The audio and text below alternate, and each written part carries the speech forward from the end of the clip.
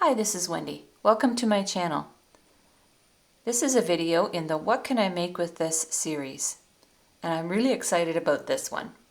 I got a really neat Christmas gift this past year, and it includes a bunch of purse making supplies or bag making supplies.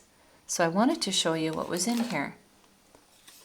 So there's a set of rectangular handles.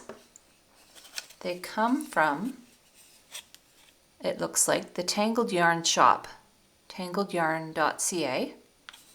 There's a pair of rectangular wooden handles. There's a pair of oval with pointed ends handles, also in wood. There's a pair of gold flexible handles.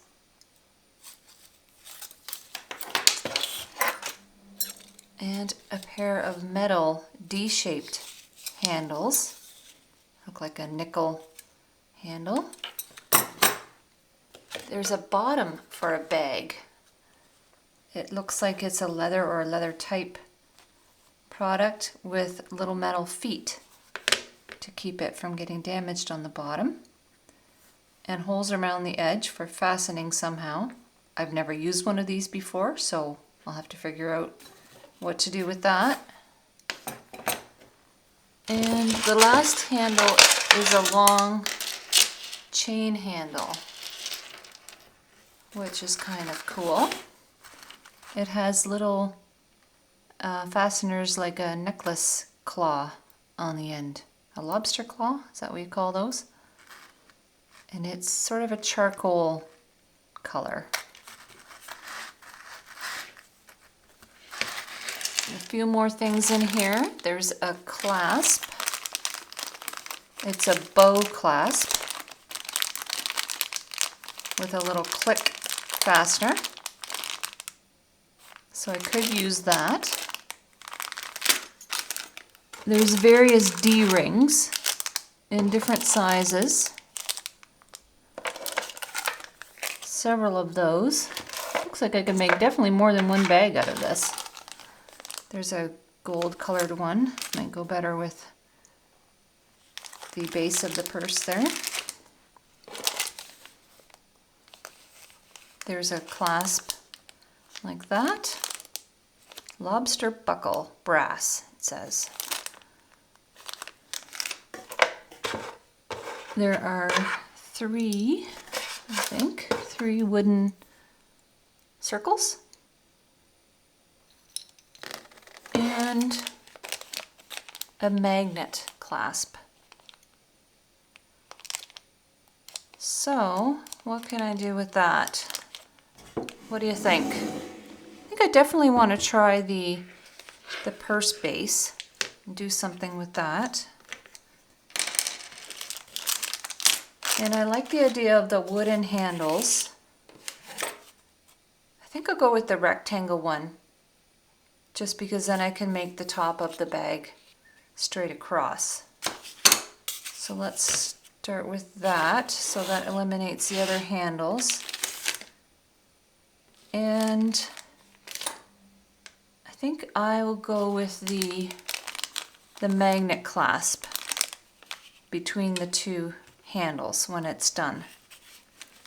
And I'm going to leave it at that for now and see how it goes, but I think that's my starting point. Now I need to figure out what yarn do I have that I can use with that. And it needs to be something with some pink in it, so let me go and see what I've got in my drawer. Alright, so I dug through my drawer and here's what I came up with. I've got this yarn that I picked up secondhand. It doesn't come with a label, but I'm confident it's wool. Doesn't have a lot of the pink in it, but it's fun and I think it would work. What do you think? The other one I pulled out was this one from Arcane Fiberworks, and I really, really love these colors.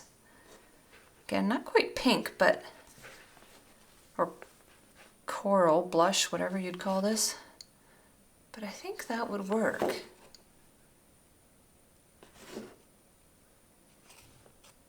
I do like that one. In either case, I only have one skein of each, so I would have to fill out with something else. And I don't want to go out and buy anything. I'd like to work with what I've got because I've got plenty of yarn. So I could stretch it out with this light color here or with a dark color. So what do you think? I'm going to play around with some stitch patterns and make a few swatches and see what I can do with this. See you soon. Alright, crochet friends, so here's what I have come up with as far as samples. This is a waistcoat stitch, sometimes called a knit stitch, which I like the weight of it. It's nice and dense, not a lot of holes. But I think the stitch definition gets lost in the colors. What I did is combine these two into one strand. But I do like it, and I think I will save that for another project. The next one is a little thicker because I used 2 strands of this with one of these into one strand of yarn. And that's just a simple single crochet. Again, nice and dense. I think it's good for a bag or a basket. Then I switched to my second choice yarn here. And this is a kind of like a waistcoat stitch, but it's done with a half double crochet. So it's a half double crochet, but you split the legs of the stitch. Instead of going into the V at the top, you split the legs of the stitch. And it makes a nice fabric, I think. I do like it. It's also kind of neat on the back side. So something to keep in mind. And the other thing that I did with this one is I switched every other row. So I used this yarn for one row and 2 strands of this one for the other row, because I know they're an equivalent weight putting these two together. And if you want to know how I figured that out, check out my substituting yarns video and I'll explain how I know that I could use 2 of these for an equivalent weight to this one. So the colors I do like in that one. The last one was this one. And this stitch is, actually I don't know the name of it. I'm going to call it a drop down stitch. But it's really simple. Again, I did every other row in each color. So a row of the cream and a row of the variegated. And it's just a single crochet followed by a dropped down single crochet. So this next one goes to the base of the next stitch, and then at the top, and then at the base. So you get this neat drop down effect that blends the colors together really nicely, and you end up with some of these larger stitches and some smaller ones. And I do like that one. I think that is the one I'm going to go with. It's a nice weight. Does have some holes, but it's not too holy. I think I'll probably line the bag anyway. So I'm going to try that one and see how it goes. I do love the way that yarn blends together. And I think it will work with the purse base here. Okay, so the next thing to figure out is how many stitches of this do I need to go around my base. And when I look at it like this, for every 9 holes I get about 12 stitches on here. So that's one way to figure it out. The other way is to measure around, because I think if I make it the size of the line of the holes, they're spaced in from the edge a little bit, and I would like it to not stick out the side, right, of the bag. So I think I need to make it the size of the outside, and that is about 25¼ inches around the outside of the bag. So I could measure how many stitches I have in, well, it's 25 1/4, so if I did 2 1/2, I could figure out basically how many stitches I would need if I multiplied it by 10, right? So if I start here, and each one of these big ones is a stitch, I could figure out how many I need to go around. So I'll do that, and then I will come back with the beginnings of the bag.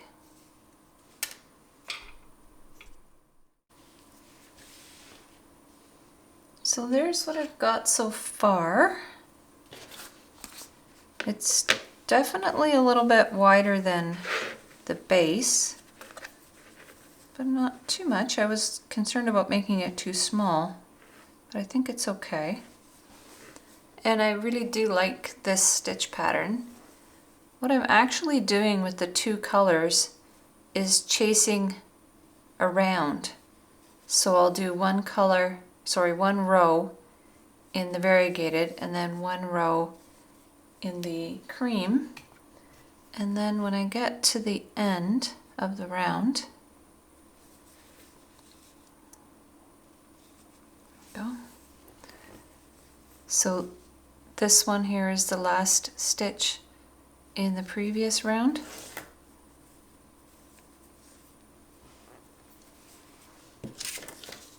So when I get to that,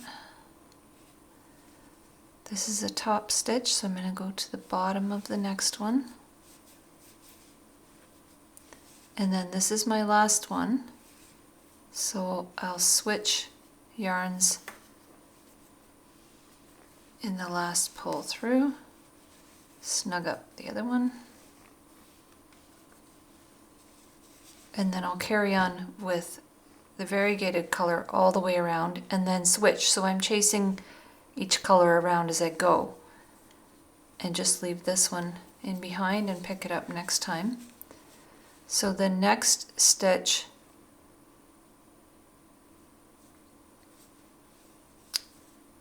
is this one.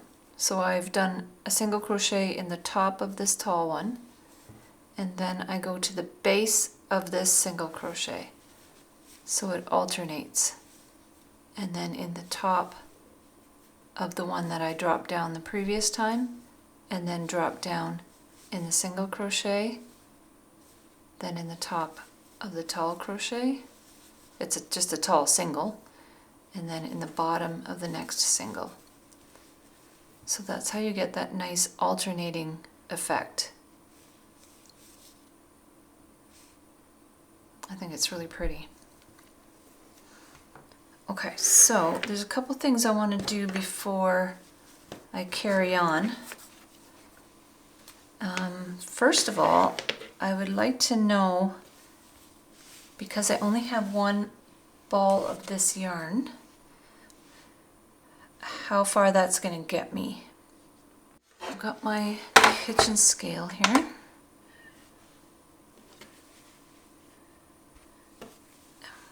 What I need to know is how much this finished piece weighs. So 42 grams.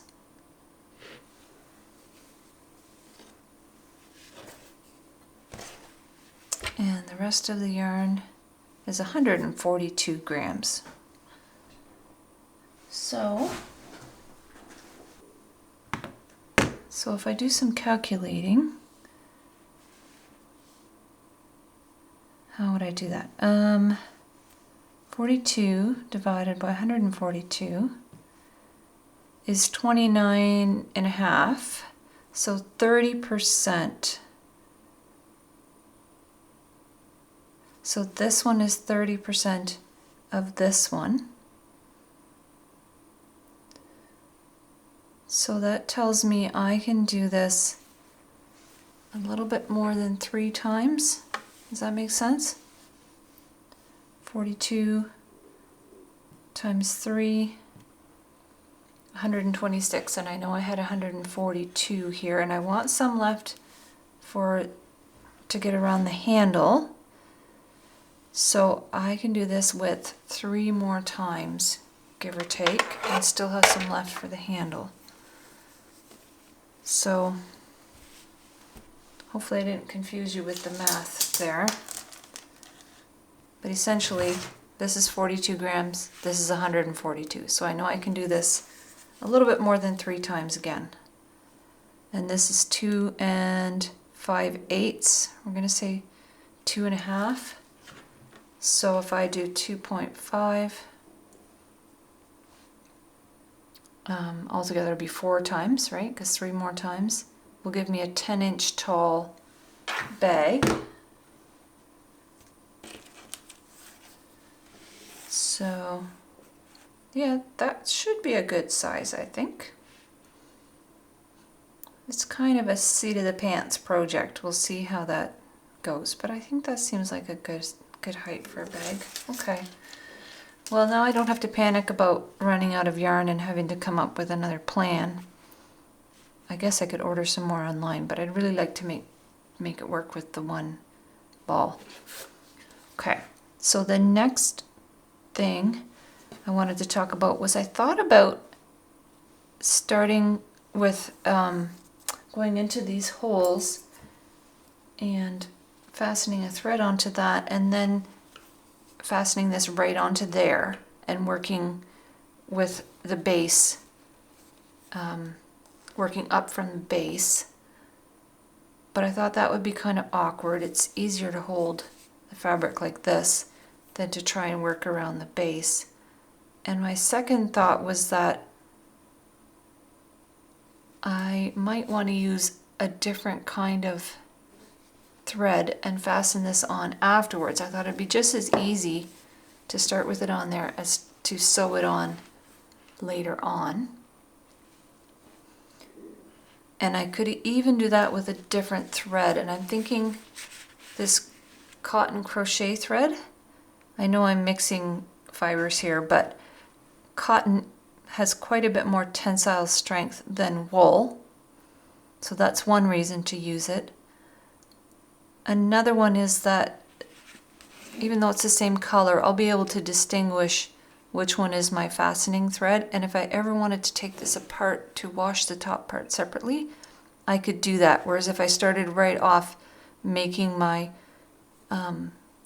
fabric fastened right to this base, I'd never be able to take it off later. So I might want to do that. I'm not sure how well this would wash, so I wouldn't dare put it in the washing machine. What I need to do is make sure this is actually going to fit on here before I go any further. Because if it's not going to work, I can go back and change my number of stitches and not have to pull out 10 inches, only 2.5. So I'm going to take this yarn that I just got from taking apart my sample. So this is a cut piece. And I'm going to go around the bottom of here. Now I know that there are 60 holes in here. I counted them up. But I have 100 stitches. Actually 99. I started with 100 chains. I have 99 stitches on here. You need an odd number to make this pattern work. So if I want to take it down to 60 so that I can put one in each hole, that would probably be an easier way to fasten it. So I'm going to go around the bottom of this piece of fabric and try and turn the 99 stitches into, I don't know, maybe 66. That'd be the simplest, right? Because then I could turn every 3 stitches into 2. And then it should be more closely aligned to the number of holes. It's an experiment. I'll give that a try and we'll see what happens. So as I mentioned, I'm pulling in the bottom edge of the bag to make it better fit the holes on the base. And I'm turning every 3 stitches into 2 stitches. So I'll do a single crochet and then a single crochet 2 together. So picking up a loop, go into the next stitch, pick up a loop, and go through all 3. That's my single crochet 2 together, and then 1, and then I'm left with 1 here at the end, so I'll just do 1 in that one and slip stitch to my starting stitch. Okay, let's see if that worked the way it worked in my imagination.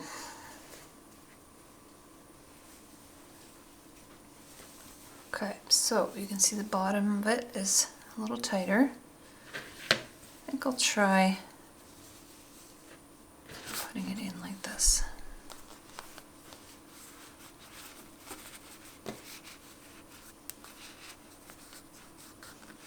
Wow, that is not too shabby.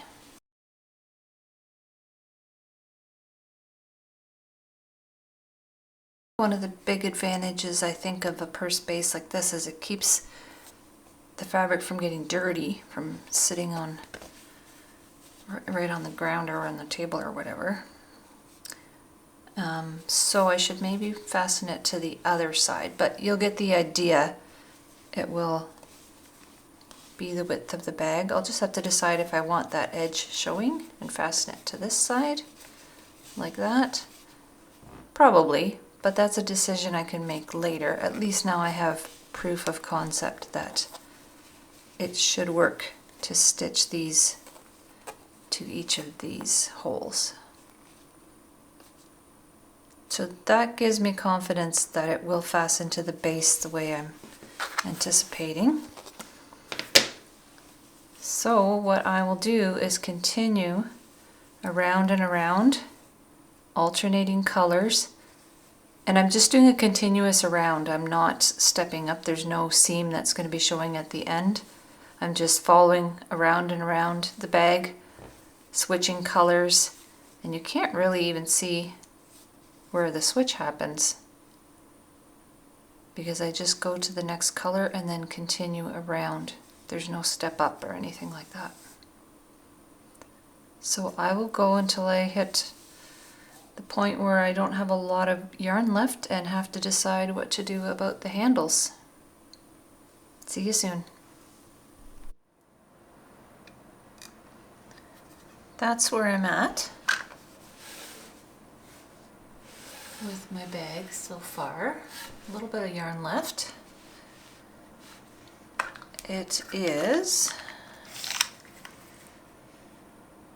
about 9 inches wide, but when I put the handles beside it, I think that's pretty good proportion. And about 11 1/4 this way. So to fasten the handles, I'm thinking I'll just continue a strip and wrap it around over the top. I had considered going kind of at an angle across, but I think I'll just go straight up and over. I have a feeling it would bunch just to the inside of the handle anyway. So I'm going to continue just back and forth on this section here and make a strip to go up and over the handle.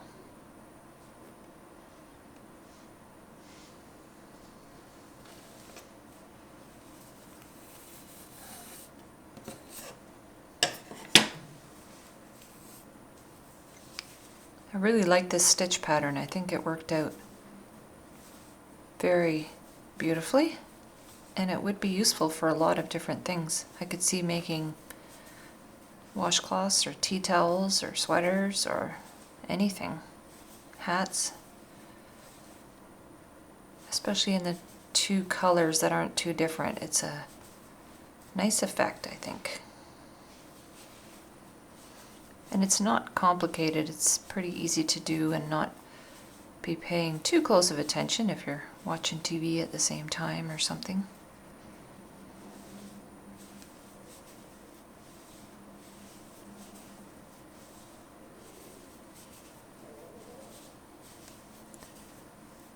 So as I'm doing this, I'm thinking of an issue here, and that's that I've been working in the round. So if I go back and forth for the handle, it's not going to look quite the same.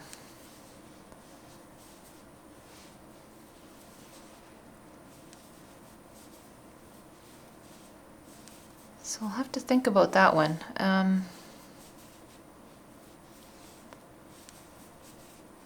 I guess on the one hand it doesn't matter if it doesn't look exactly the same because it's going to be wrapping up and around the handle, so it won't be on the face of the bag in the same sense. Let's see if that's long enough.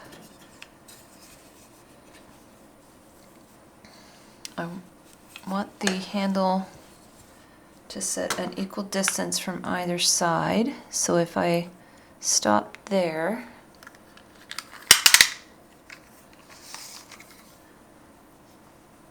I have an inch and a half on that side. Okay, yep, that looks pretty good. I guess I can always shift it a little bit for the second one, right? As long as I make the second one the same as the first one, that's the main thing. So what to do about the back and forth aspect? I guess I could try it and see how it looks. It might not be that much different because it's still going to drop down. And I can always pull it out and try it again. So let's try that. I'll come back in a couple of minutes after I've done about an inch back and forth and we'll compare and see how it looks.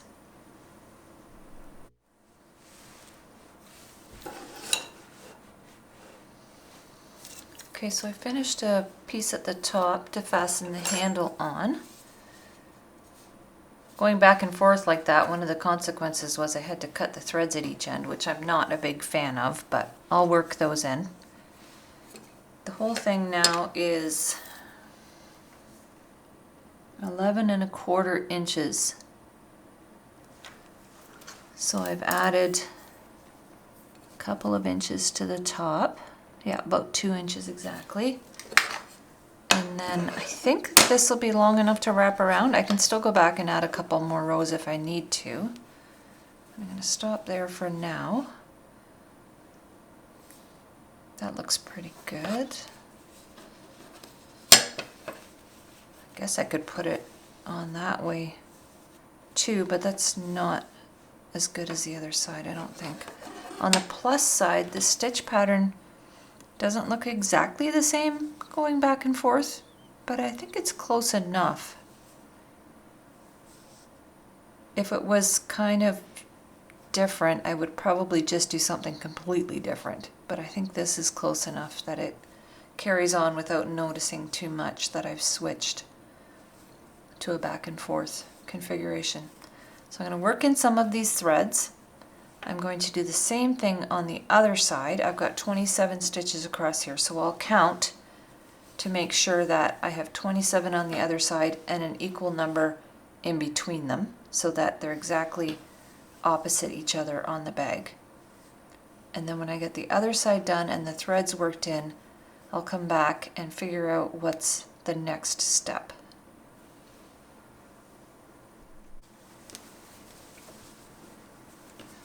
So I've got my top flaps for the handles all done.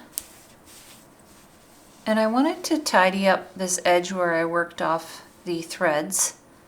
So what I've been doing is just a slip stitch edging. And I think that looks really great. When it's done on the top edge of the crochet, it kind of gives a doubled up, almost an I-cord feel. And it cleans up this edge. And to do that, I'm just going into each stitch, picking up a loop and slip stitching like that.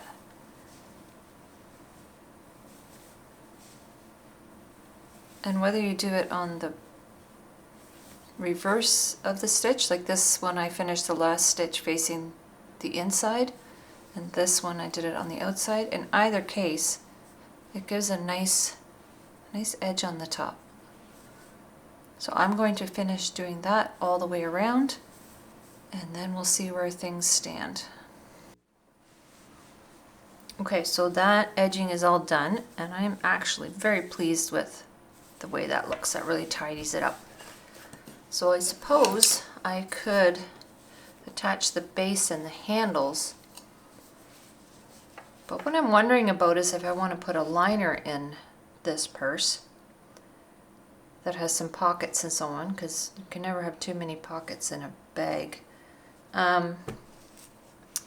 So I have this bag that I am trying to replace because it's getting worn out. It's a 31 bag and I've used it until it's just about done here. But the liner still looks pretty good. So my plan at this point is to try and recycle this liner into the new bag and reuse it. We'll see if it works. I'll try taking it apart and see what I'm left with.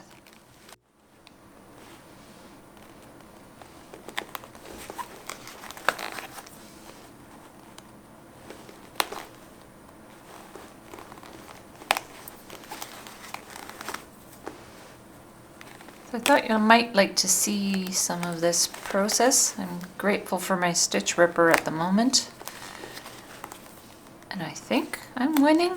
I don't know. It's kind of tight at the seams. I'll have to see if I can get it out in one piece.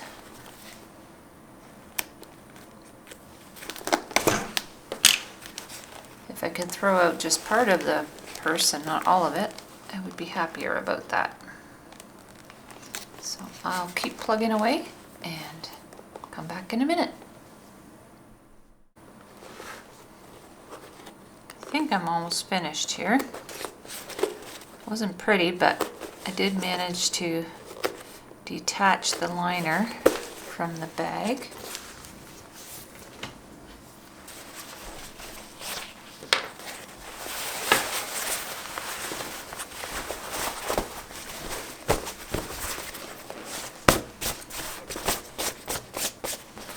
I think with a bit of a cleanup, I can use that again. Let's see how it fits in the new purse.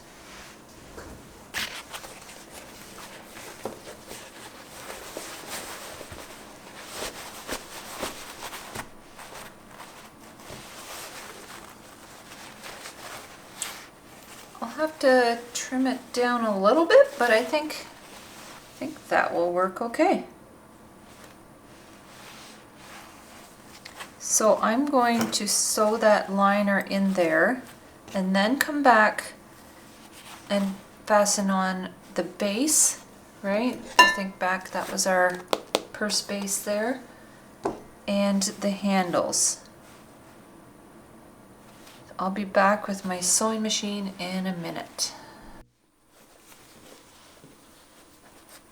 So I don't think you can quite see my sewing machine foot there, but I think you get the idea. So I'm going to sew the top of the lining over so that it's just a little bit shorter than the length of the bag, like that, okay? So that when I sew it to the inside, it will reach the bottom but not have too much left over, and this way I'll clean up the top edge a bit.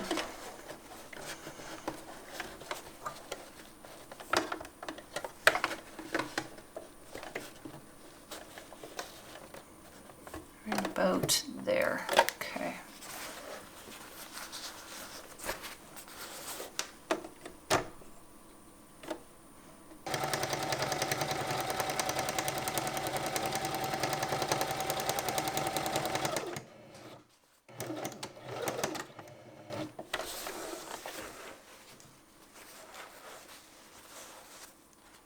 Okay.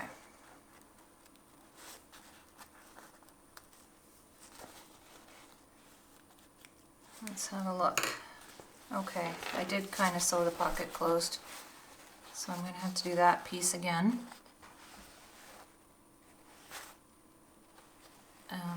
So I'll take that out and try that again, and then I'll sew it into the bag. Let me straighten this up here.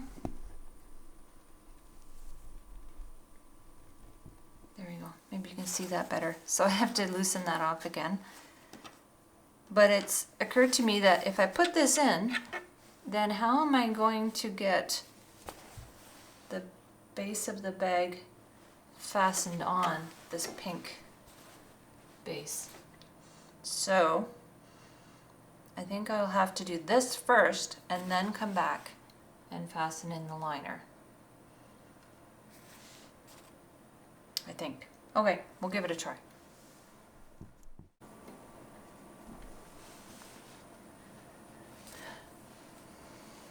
All right, so the next step is to fasten this in. And if you haven't figured out by now, I clearly have not done this before. So I'm just making this up as I go along.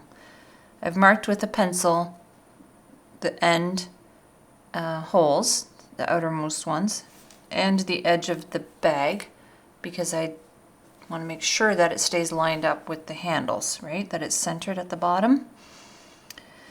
And I'm not sure whether I can just go through and pick something up like that cotton thread and go back.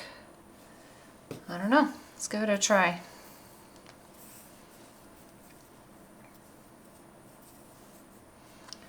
So yeah, this is a cotton because it's stronger. I want to make sure that it doesn't come undone. I had talked about putting this on the inside or the outside. I think I want to put it on the inside. It's kind of a bright pink and I'd kind of like to leave this wrapped over top like that. So if I start there, and I put it in my end hole. If you know a better way of doing this, let me know in the comments. Sometimes I find myself yelling at the screen going, I know how to do that, I know a better way, or I would do it differently. But of course, the person can't hear me. So if you're having that experience, let me know in the comments. Maybe I'll try it your way the next time.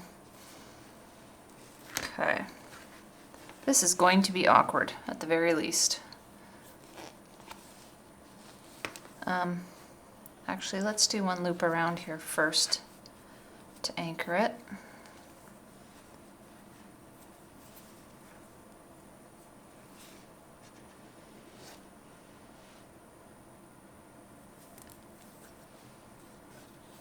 Pull that through. Get another one and pull that through. Maybe I should be doing this from the inside. I don't know if it would make much of a difference, but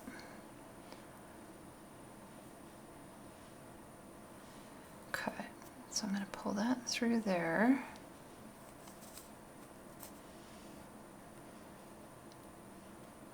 And I'm going to go back to the same one for this first one. That's not going to help me, is it?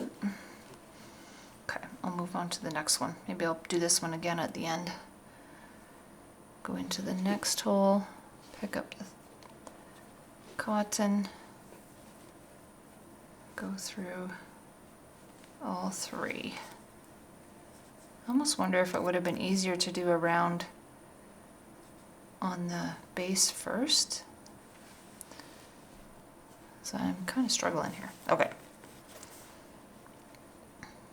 One into the next one,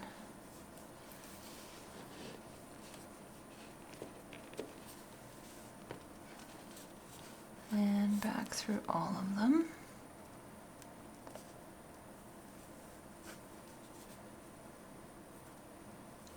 Now I did mention, I think, that I have 60 holes and 66 stitches around the base of my purse, so at some point I'm going to have to make up the difference.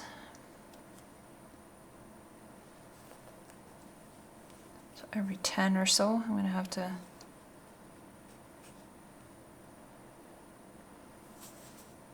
does that look right? I think I'm overthinking this.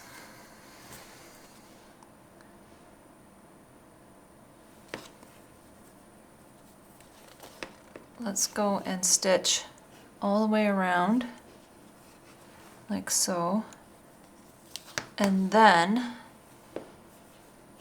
I'll try it again, and then I just have to, instead of go all the way through, I just have to fasten into these.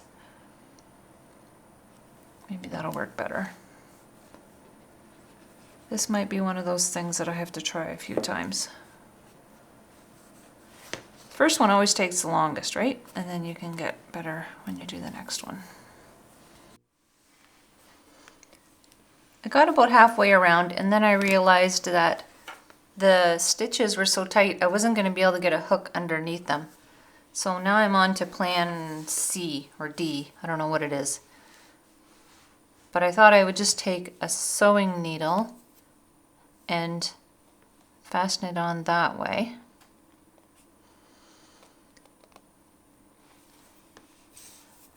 By going through the base and then into the stitch and back.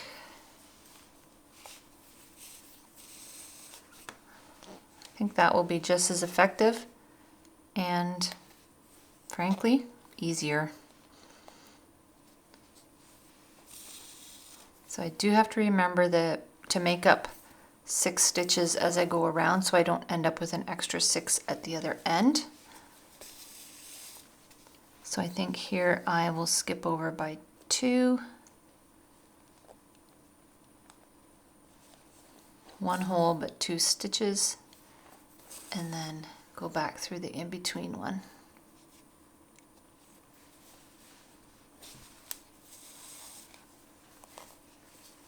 That's pretty firmly fastened. Let's see what it looks like from the other side. Well, not beautiful, and I should go back and make up that loop. However, it's going to be under the lining, so the main thing is that it's strong. Okay, now that I've kind of figured out the strategy, I'm going to go back and do it again and try and make it a little bit neater. And then I'll come back on camera when I've gone all the way around. At least that's what I'm thinking at this point.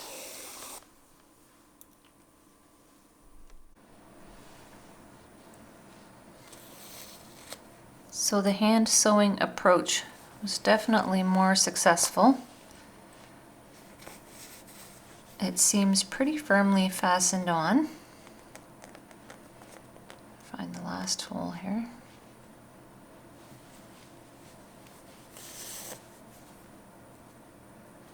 And then I'll show you what it looks like on the inside.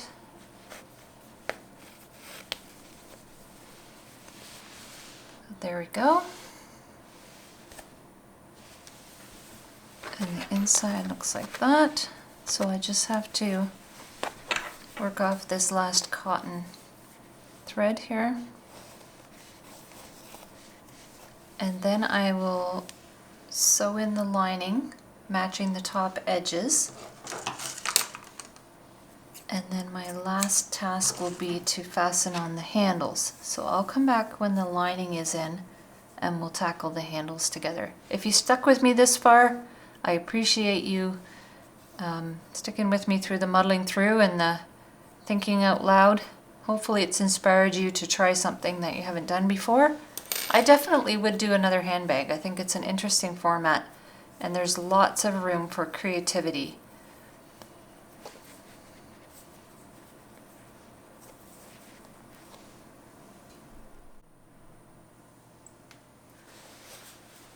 With my sewing machine, I sewed in the lining.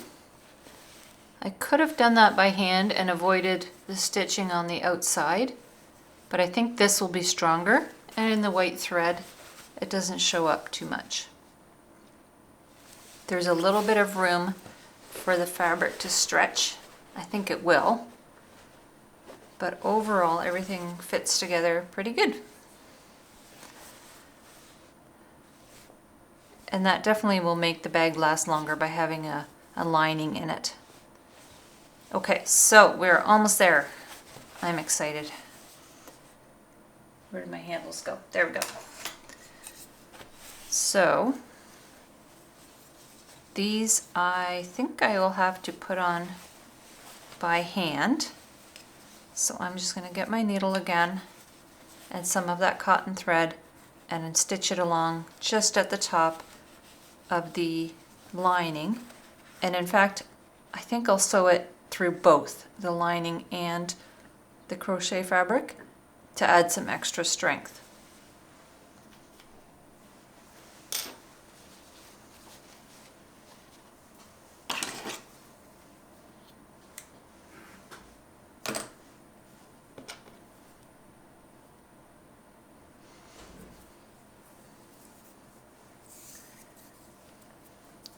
If you have noticed that I use a sewing needle with my left hand and a crochet hook with my right hand, you have sharp eyes, and that is definitely the case. But don't ask me to explain it because I have no idea why. I learned to crochet in childhood from my mom and my grandmother, and they were both right-handed, so I wonder if that's why, and I just had enough brain plasticity at that time that I learned to crochet right-handed because that's the way they taught me. But I do write with my left hand and do a lot of things with my left hand. I knit right-handed as well. Okay, so I'm going to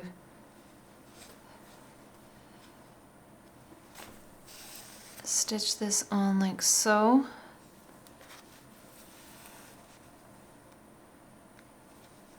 And I'll come back when I get to the end so you can see what it looks like.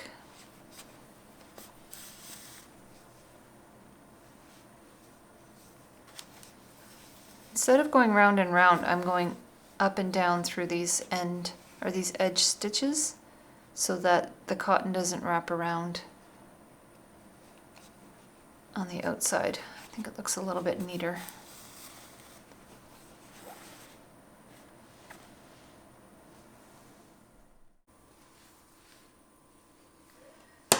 So making things up as you go along doesn't always work out when you miss a step. So I had these nicely sewed on. I think the bag looks great. I think once I cram it full of stuff, it'll even stand up by itself, which will be really nice. However, I went to get these magnet catches out that I showed you at the beginning, and because it's all so nicely finished off, there's no way to fasten it through anymore. So I think the way it works is these little metal guys, little washers go on there like that, and then you hammer it down to flatten it. So it has to sandwich something in between those two sides. So I am taking apart this edge, and then I'll put a magnet on each side so that the two halves hold together and my stuff doesn't all fall out. Probably a zipper would have been a good addition too, but we'll see how this goes. Okay, so about halfway along,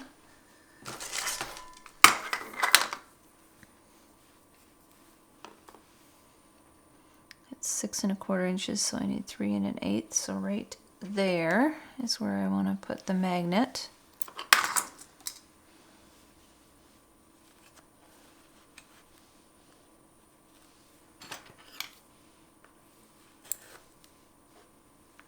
I will just have to sew it again. Okay, so center the magnet right there.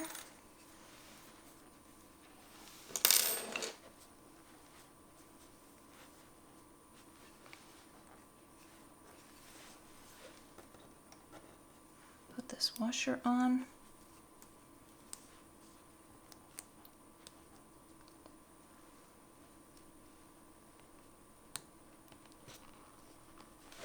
I think I'm going to have to get a hammer to push those down.